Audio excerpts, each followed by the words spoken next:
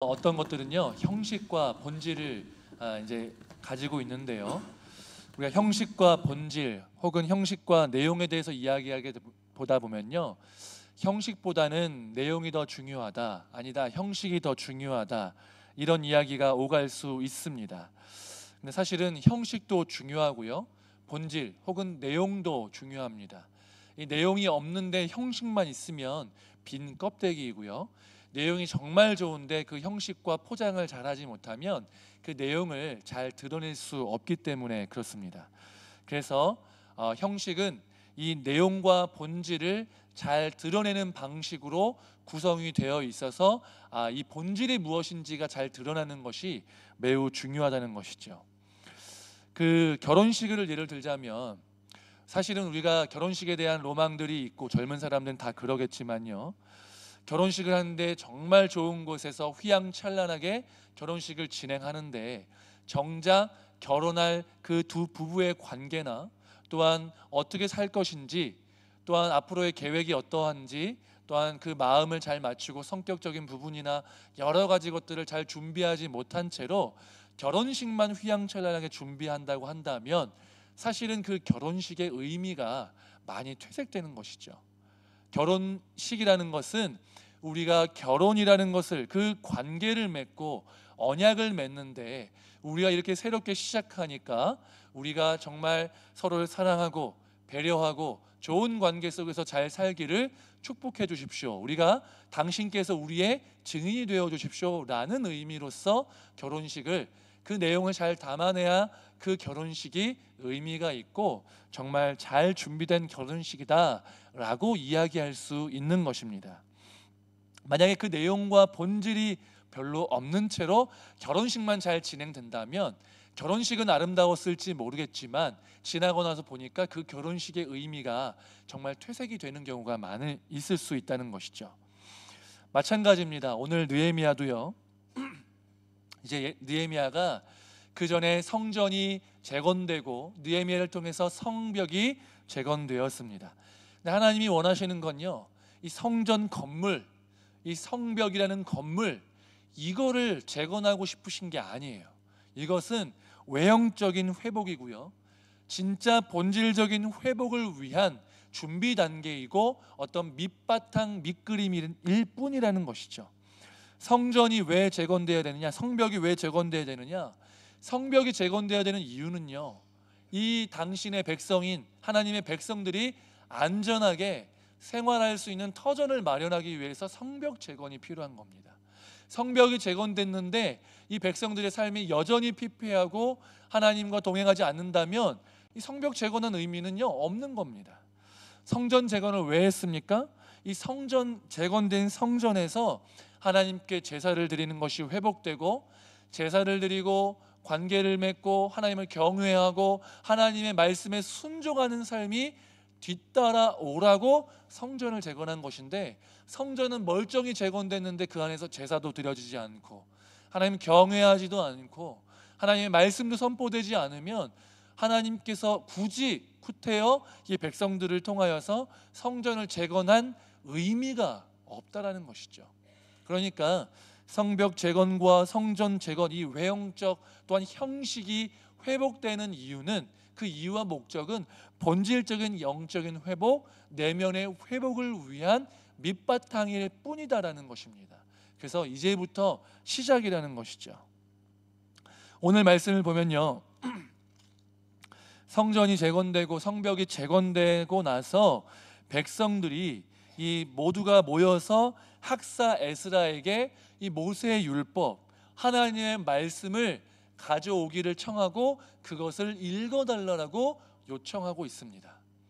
우리 좀 이해가 안 되는 부분이 있는데, 왜냐하면 아니 하나님의 말씀을 굳이 그냥 읽으면 되지 그걸 왜 가져와서 읽으라고 하느냐라고 이해할 수 있습니다. 하지만 지금이야 이 책이 너무나도 흔한 시대 가운데 살고 있지만, 그 당시에는 이 책을 기록하는, 기록이라는 그 수단이 매우 어렵고, 또한 그렇기 때문에 이 수단, 기록하는 양피지 혹은 종이 혹은 이런 기록하는 펜, 이런 것들의 가격이 지나치게 비쌌기 때문에 성경책을 가질 수가 없었다는 거죠. 율법책을 개인이 소유하는 것이 아니라 공동체로 소유하는 것입니다. 그래서 일반 백성들이 하나님의 말씀을 읽고 들을 수가 쉽게 그렇게 읽고 들을 수가 없는데, 그렇기 때문에 지금 우리가 하나님의 말씀을 듣고자 하오니 그 책을, 율법책을 가져오셔서 우리로 하여금 읽어주십시오라고 지금 에스라에게 요청하고 있는 것입니다. 이 모습을 보면요, 우리가 눈여겨볼 것은 이 백성들이 먼저 와서 하나님의 말씀을 읽어줄 것들을 요청하고 있다는 것입니다. 하나님의 백성들이 먼저 움직였다는 거죠. 하나님에 대한 사모함, 하나님의 말씀에 대한 사모함을 가지고 먼저 나와서 요청하고 있다는 것입니다. 여러분, 우리 안에 하나님의 말씀에 대한 사모함이 있어야 합니다. 하나님에 대한 사모함이 있어야 합니다. 하나님의 일하심, 하나님이 내게 베푸신 은혜에 대한 사모함이 있어야 될 줄로 믿습니다. 여러분, 우리는요, 복이 필요한 존재고요, 연약하기 때문에 하나님이 도우시고 채우시는 것들이 필요한 존재들입니다.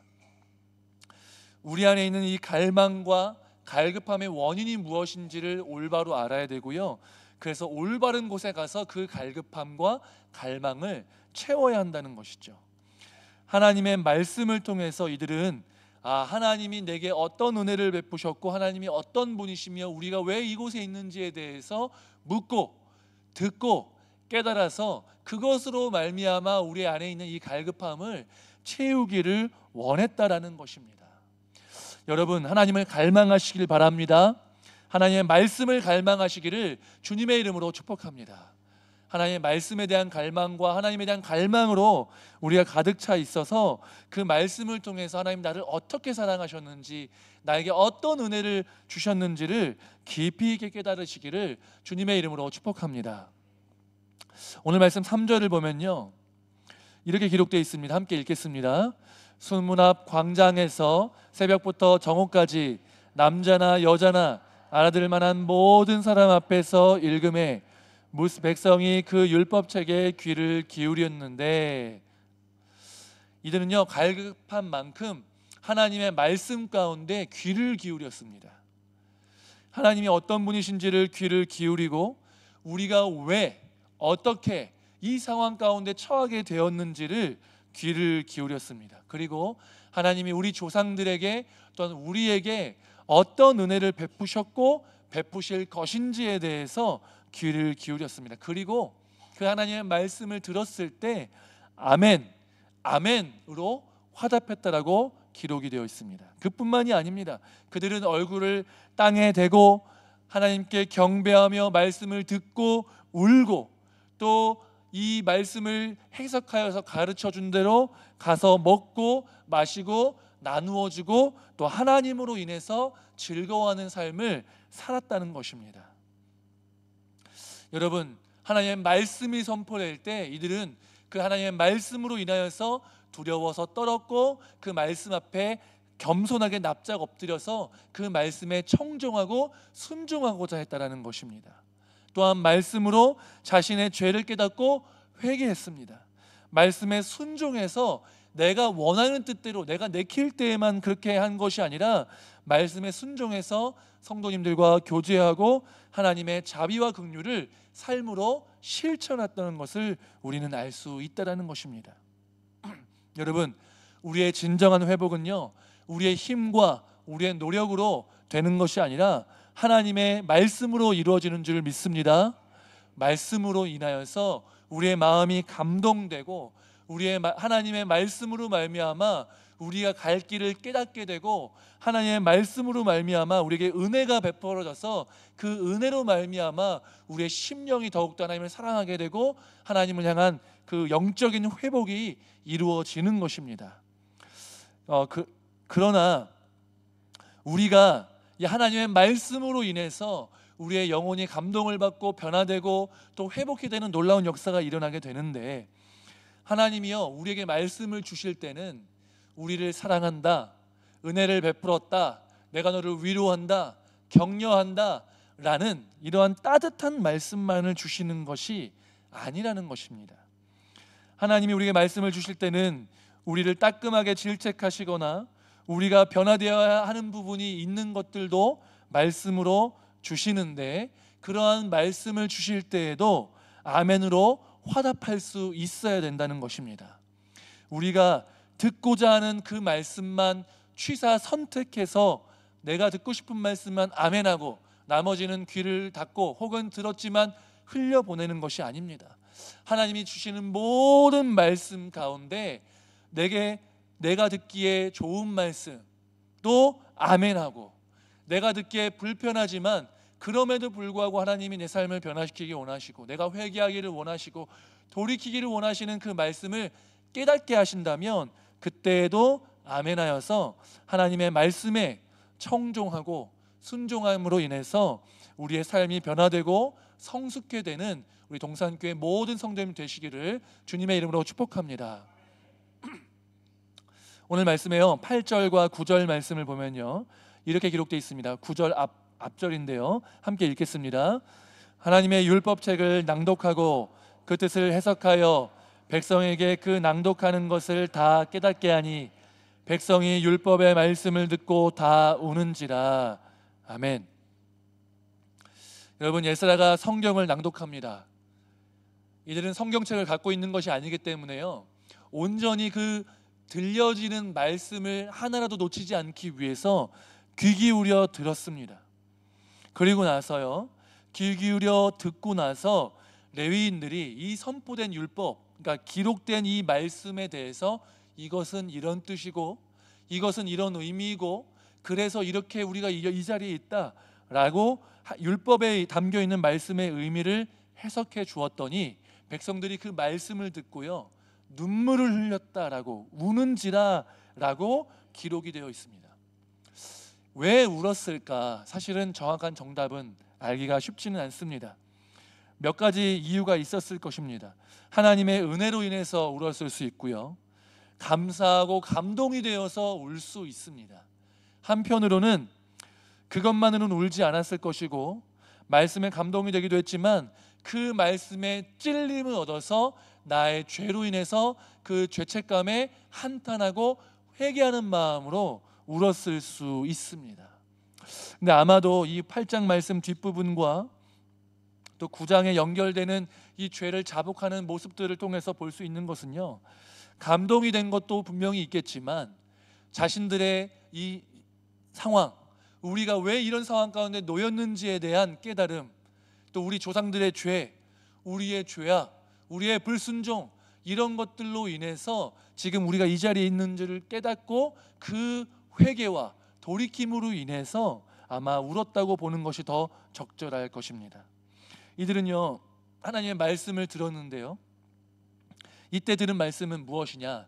구약성경 전체가 아닙니다. 왜냐하면 구약성경이 기록되지 않았을 때이기 때문에 이때 읽었던 말씀은 명확하게 하나님의 율법서, 그러니까 모세 오경이라고 볼 수 있습니다. 우리 창세기, 출애굽기, 레위기, 민수기, 신명기로 이루어져 있는 이 모세 오경을 읽었는데요 이 말씀을 통해서 우리의 민족이 어떻게 시작되었다, 천지가 어떻게 만들어졌다, 또 우리 조상들이 어떻게 살았다, 어떻게 믿음으로 살았다, 그렇게 하나님이 우리 민족을 만드셨고 이집트에서 노예된 삶을 살았던 우리를 이끌어내셨다. 광야에서 먹이시고 입히시고 채우시고, 그런데 그 가운데 우리 조상들이 불순종하는 이런 죄악 가운데 있었고 그럼에도 불구하고 우리 조상들을 약속하신 이 가나안 땅, 예루살렘 지금 있는 이 자리와 그 주변에 있는 가나안 땅을 우리에게 주셨다. 그런데 우리가 왜 지금 이렇게 포로로 살았느냐, 왜 그 바벨론 땅에 잡혀갔다가 돌아오게 되었느냐, 또한 지금 있는 이 예루살렘도 왜 우리 땅이 아니라 페르시아의 지배를 받고 있는가라는 것들을 우리의 조상들의 죄악 때문이고 그들의 불순종 때문에 하나님이 이 율법의 저주, 언약의 저주로 말미암아 우리를 심판하셨고 우리를 바벨론에 잡혀갔다가 돌아오게 하심으로 우리를 이렇게 정결케 하셨구나, 우리를 연단하셨구나 라는 것들을 깨닫게 되었다라는 것입니다. 우리가 우상 숭배 때문에 이렇게 망했구나 라는 것들을 말씀을 통해서 깨닫게 된 것이죠. 신명기 28장 63절부터 64절 말씀에 이렇게 기록이 되어 있습니다. 함께 읽어보겠습니다. 여호와께서 너희에게 선을 행하시고 너희를 번성하게 하시기를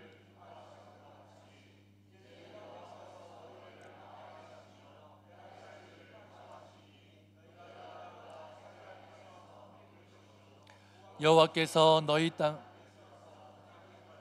만민 중에 흩으시리니 내가 그곳에서 너와 내 조상들이 알지 못하던 목석 우상을 섬길 것이니라. 아멘. 이 사람들은요, 이 말씀을 듣던 사람들은요, 바벨론으로 포로로 끌려갔던 사람들이 아닙니다. 무슨 말이냐? 그 조상들이 끌려간 거죠. 지금 몇 세대 지났거든요.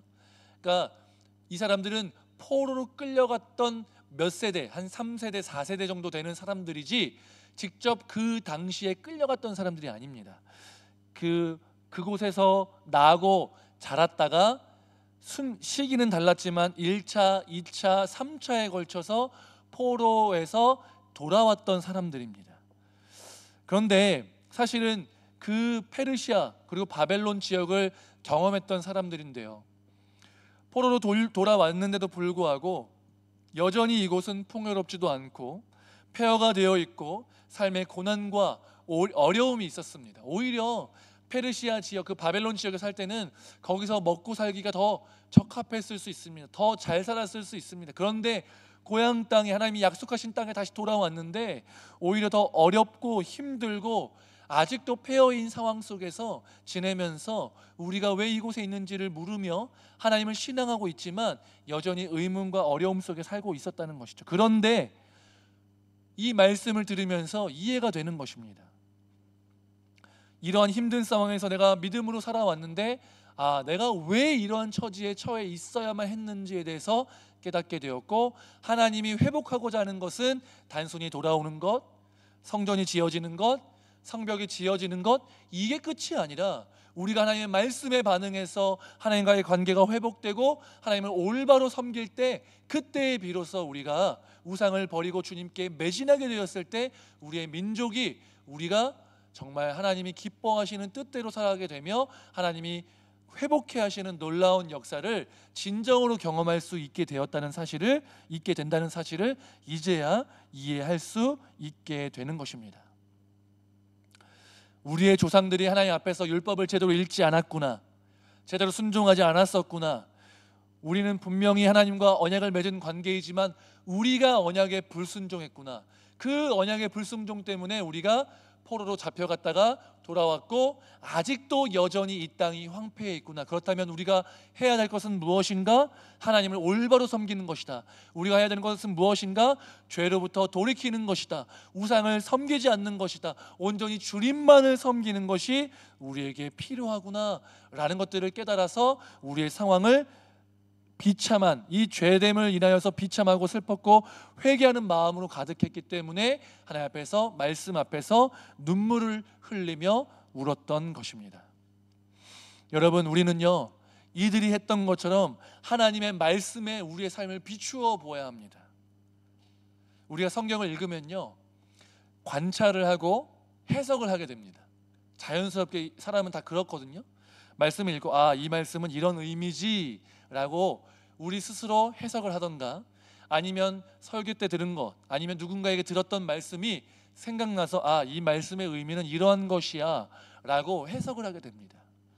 그러면요, 우리가 해석을 한 이 말씀이요, 해석된 말씀으로 끝나는 것이 아니라 이 말씀이 이제는 우리의 삶을 해석하게 됩니다. 우리가 이 말씀을 듣고 깨달았잖아요. 그러면 그 말씀이 우리의 삶을 비추는 거예요. 내 예배는 어떠한가? 내 가정에서의 삶은 어떠한가? 내 직장에서의 삶은 어떠한가? 나의 언행과 나의 행동과 나의 생각은 어떠한가? 하나님이 기뻐하시는 뜻대로 내 삶이 이루어져 있는가? 아니면 하나님이 기뻐하시지 않는데 여전히 내 삶 가운데 남아있는 죄의 모습들과 하나님이 기뻐하시지 않는 모습들은 어떤 것이 있는가를 하나님께서 말씀을 통해서 낱낱이 깨닫게 하시고 우리의 삶을 해석하는 것입니다. 너의 삶에 이 부분이 무너져 있다, 너의 삶에 이 부분은 잘 되어 있다, 너가 이러한 부분이 더욱더 필요하다, 더 은혜가 필요하다, 더 헌신이 필요하다 라고 하나님의 말씀을 통해서 우리를 해석하시고 깨닫게 하신다라는 것입니다. 여러분, 사람은요, 어쩔 수 없이요, 좋은 말을 듣고 싶어 하죠. 그렇죠? 나의 실제 현실이 어떠하든 간에요, 좋은 말 듣고 싶은 게 인지상정입니다. 잘생겼습니다. 예쁘십니다. 젊어 보이십니다. 청년 같아요 라는 말 들으면요, 기분이 안 좋을 사람이 아무도 없다는 거예요. 하나님도 우리에게 늘 힘내라, 잘하고 있다, 복 줄게, 은혜 베풀게, 어떻게든 네가 무슨 짓을 해도 내가 네 책임진다, 이런 말을 들으면 너무 기분이 좋은 거예요. 근데요, 우리가 항상 좋은 말만 하는 것이 진짜 좋은 것은 아니라는 거죠. 그럼 자녀를 키우실 때 자녀들에게 좋은 말만 하는 게 정말 자녀를 위한 길입니까? 밥은 안 먹고 사탕만 맨날 먹고 있는데 잘하고 있다, 그래 뭐 이빨 썩어도 괜찮다, 치과 가면 되지 라고 막 얘기하는 부모는 제가 알기로 거의 없을 겁니다. 거의 없을 거예요. 애가 맨날 게임만 하고 놀기만 하는데 그래 건강하면 됐지, 그래 너 학교 공부 잘 못해도 된다, 이렇게 말하는 부모는 없습니다. 그 자녀에게 필요한 것들이 있는 것이 분명히 보일 텐데 그것을 이제 표현을 잘하는 것이 중요하겠지만 어쨌든 그것을 얘기할 때도 있고 훈계할 때도 있다라는 것입니다. 마찬가지죠.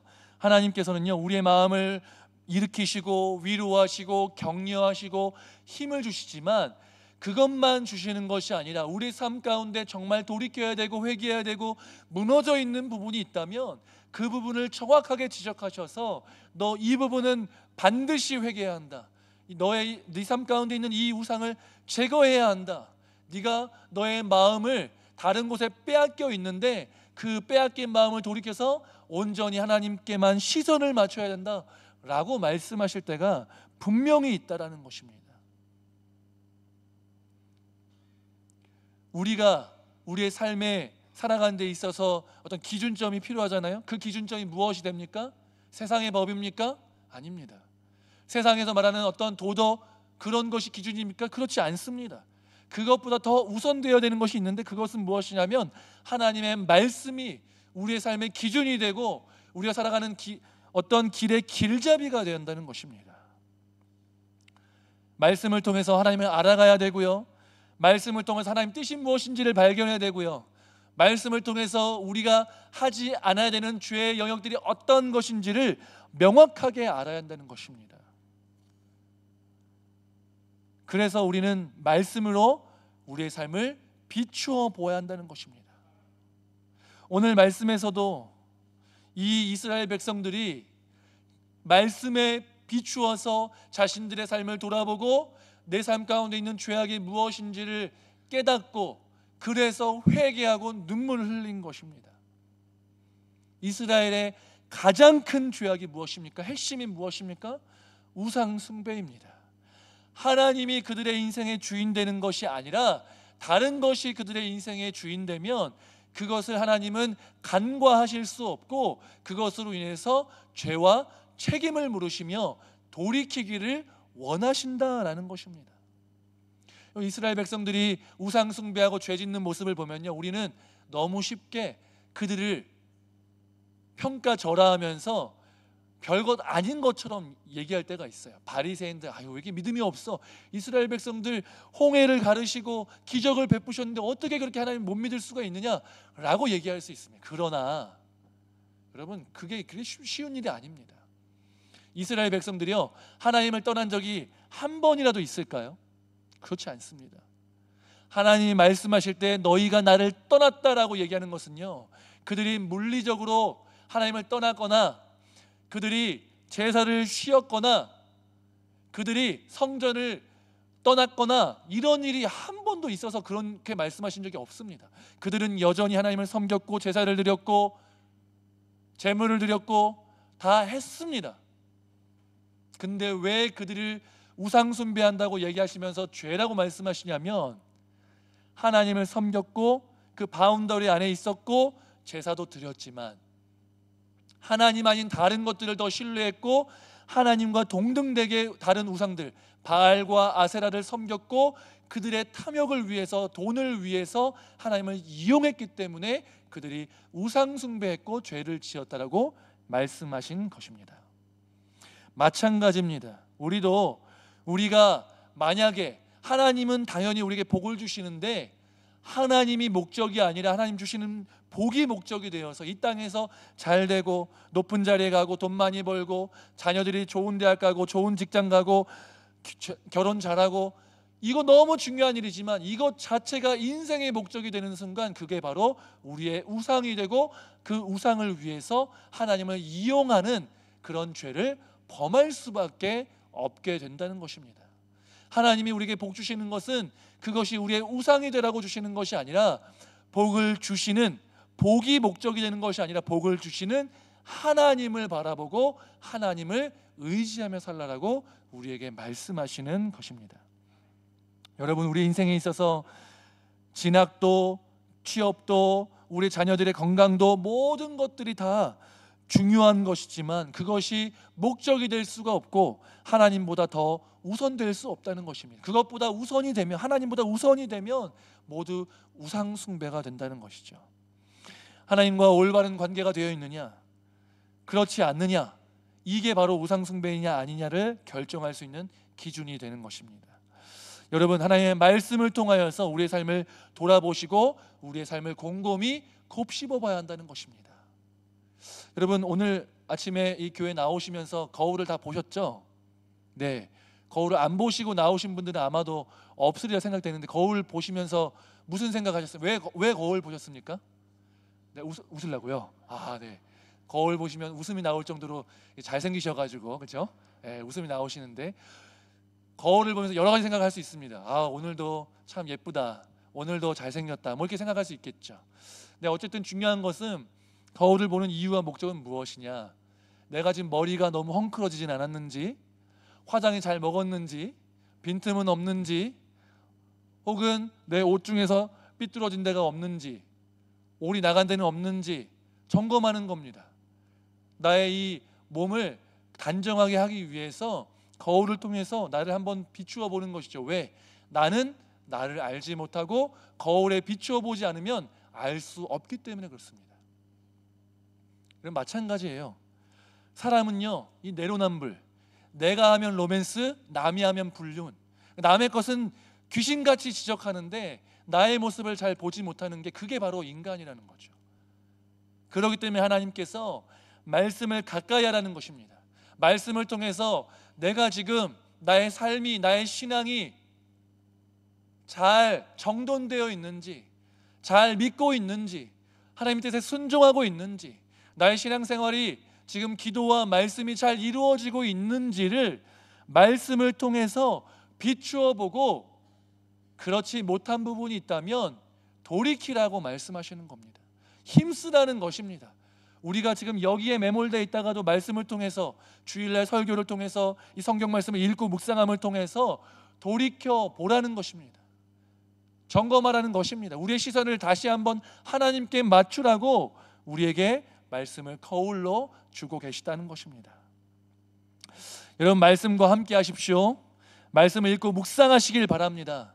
책장에 꽂혀 있지 않고, 책장에 꽂혀 있다가 주일에만 이게 나오는 것이 아니라 평상시의 삶 속에서 하나님의 말씀이 우리와 가까이 있고 우리의 입술에 가득하기를 주님의 이름으로 축복합니다.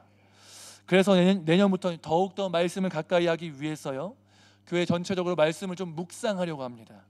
성경 통독 이제 진행 중에 있는데요, 성경 통독도 하시고요, 이제 큐티를 같이 할 것인데, 우리 생명의 삶을 통해서, 큐티 책을 통해서 하나님의 말씀을 매일매일 묵상하고 읽는 것들을 훈련하려고 합니다. 읽는 것도 은혜인데요, 이 말씀을 묵상하려고, 더 깊이 이해하려고, 어떤 의미인지 묻고 또 그 의미를 찾는 시간을 통해서 하나님을 더욱더 알아가시기를 주님의 이름으로 축복합니다. 이 큐티 말씀을 통해서요, 이 구역공과도 큐티 말씀을 통해서 하고, 또한 우리 다음 세대들도 큐티 말씀을 통해서 공과 공부를 하고, 함께 큐티 훈련도 하고, 같은 말씀, 같은 본문으로 우리가 같이 말씀을 묵상함을 통해서 하나님이 나에게, 하나님이 우리 공동체에게 주시는 말씀이 무엇인지를 깨달아 알고 그 말씀에 순종하고 그 말씀을 붙들고 몸부림치는 그러한 한 해가 되기를, 또한 그 이후에 우리 동산교회가 되기를 주님의 이름으로 축복합니다. 두려워하지 마시고요, 내가 어떻게 하겠느냐, 다 하실 수 있습니다. 다 하실 수 있고, 각자의 수준에 맞게 말씀을 읽고 묵상하면 하나님께서 각자에게 필요한 말씀들을 반드시 주실 줄로 믿습니다. 그래서 이 말씀이요 우리 삶 가운데 생활화가 되고 가까이 있어서 이 말씀이 우리의 양식이 되어서 우리가 날마다 쑥쑥 자라나며 더욱 하나님을 사랑하며 우리의 믿음이 더욱더 깊어지시기를 주님의 이름으로 축복합니다. 근데 여러분, 우리가 말씀을 통해서요 우리 삶을 비추어 보는데 이 죄를 발견해서 슬퍼하고 괴로울 수 있습니다. 오늘 말씀에서 울었잖아요. 눈물을 흘렸잖아요. 그런데 거기에 머물러 있으면, 거기에 우리 초점이 머물러 있으면 안 됩니다. 우리가 죄를 깨달으면요 회개함에 이르게 하는 죄책감을 경험하게 되면 회개하면 됩니다. 예수님의 보혈은요 그것을 다 덮으실 만한 능력이 있습니다. 그러면 그 이후에는 무엇을 해야 되냐? 회개하고 나서도 죄책감 때문에 자꾸만 움츠러들고 그 안에 머물러 있고 슬퍼하고 고난받고 그거는요 사단이 원하는 것이지 하나님은 원하시지 않습니다. 하나님은 우리가 죄를 깨닫고 회개하고 나면 우리를 승리케 하시고 용서해 주신 그 하나님의 사랑 가운데 즐거워하고 기뻐하기를 우리에게 원하고 계신다는 것입니다. 오늘 말씀에 뭐라고 기록되어 있습니까? 이날은 주의 성일이니 근심하지 말라. 여호와로 인하여 기뻐하는 것이 너희의 힘이니라 라고 말씀하십니다. 여러분, 우리의 진짜 힘은요 예수 그리스도의 보혈로 말미암아 죄를 용서받는 것이기도 하지만 그 이후에 용서받았다는 것은 무엇입니까? 이제는 우리가 근심 걱정하지 않고 슬퍼하지 않고 온전히 하나님으로 인해서 기뻐하는 삶이 우리 앞에 놓여져 있다는 것을 의미하고 있습니다. 우리가 해야 될 마땅한 반응은 무엇이냐? 여호와로 인하여서 즐거워하는 것입니다. 여러분, 우리가 계속 오후 예배 때 웨스트민스터 소요림운동을 보고 있잖아요. 그죠? 첫 번째 문제 무엇입니까? 인생의 제일 되는 목적이 무엇입니까? 하나님을 영화롭게 하고 영원토록 그분을 즐거워하는 것이 우리의 인생의 목적이라고 분명하게 이야기하고 있습니다.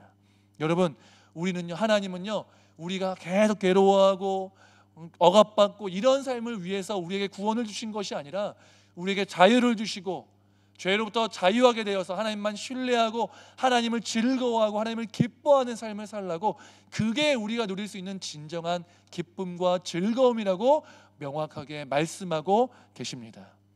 여러분, 여호와로 인하여서 우리의 죄를 구원하신 예수님으로 인하여서 또한 그 이후에 우리의 인생을 책임지시는 여호와로 인하여서 기뻐하시기를 주님의 이름으로 축복합니다. 여호와를 즐거워하는 삶으로 인해서 매일매일이 힘차고 기쁘고 행복한 삶을 살아가실 수 있는 저와 여러분 되시기를 주님의 이름으로 축복합니다. 여러분, 결국 결론은 말씀입니다. 하나님의 말씀이 우리를 비참한 것들을 상태를 알게 하실 것이고, 하나님의 말씀이 우리로 회개케 하시며, 하나님의 말씀이 우리를 새롭게 하시며, 하나님의 말씀이 우리의 삶을 주님이 기뻐하시는 삶으로 인도하시는 줄로 믿습니다. 그래서 우리가 이 말씀을 붙들고 말씀을 양식 삼아서 매일매일의 삶 속에서 주님과 동행하며 살아가시는 저와 여러분 되시기를 주님의 이름으로 축복합니다. 말씀을 붙잡으십시오. 함께 기도하시겠습니다. 거룩하신 하나님 아버지, 감사합니다. 우리로 하여금